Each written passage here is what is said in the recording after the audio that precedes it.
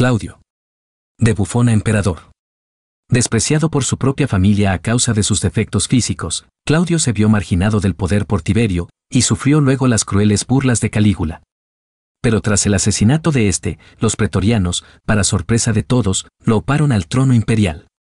Cuando en el año 41 después de Cristo estalló una conspiración de palacio en Roma, y el emperador Calígula fue asesinado por los pretorianos, pocos imaginaban que aquel joven caprichoso y sanguinario sería sucedido en el trono imperial por un cincuentón cojo, tartamudo y que pasaba incluso por retrasado mental. Hasta entonces, Claudio había vivido al margen de la familia imperial, entregado a sus estudios y a los banquetes, y lo que es peor, siendo víctima del menosprecio y las burlas de la alta sociedad romana. La razón de esto último eran sus evidentes defectos físicos, causados quizá por una poliomielitis o esclerosis múltiple que le provocaba temblores de cabeza y tartamudez, y le hacía caminar con dificultad, lo que a su vez hacía pensar que sus capacidades intelectuales también habían quedado mermadas.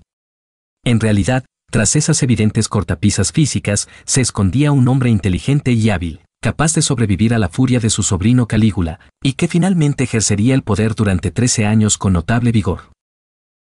La historia de Claudio nos fascina porque es atípica, al igual que su persona, y porque su carácter contradictorio constituye todavía hoy una pregunta sin fácil respuesta. Pierre Grimal lo consideraba un auténtico Jano, un personaje con dos caras. Retornemos un poco en el tiempo y conozcamos más de su historia. Desde muy joven, Claudio fue sometido a una dura formación a cargo de un rudo pedagogo, un caballerizo de origen bárbaro que no ahorraba con él malos tratos. Eso no le impidió mostrar una decidida inclinación por la erudición y el estudio.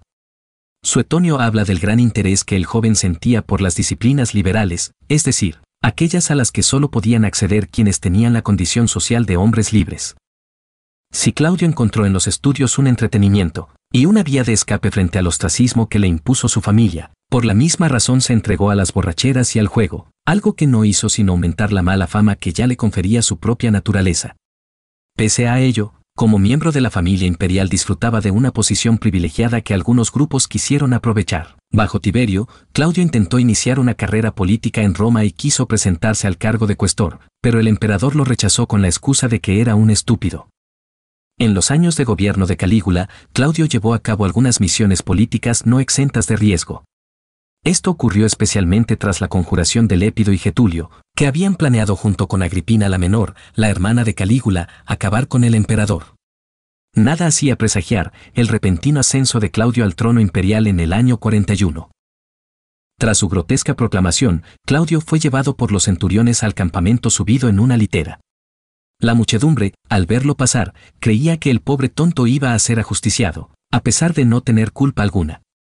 Al día siguiente, Claudio terminó aceptando su proclamación ante la presión del pueblo, que reclamaba un nuevo emperador y la inacción del Senado.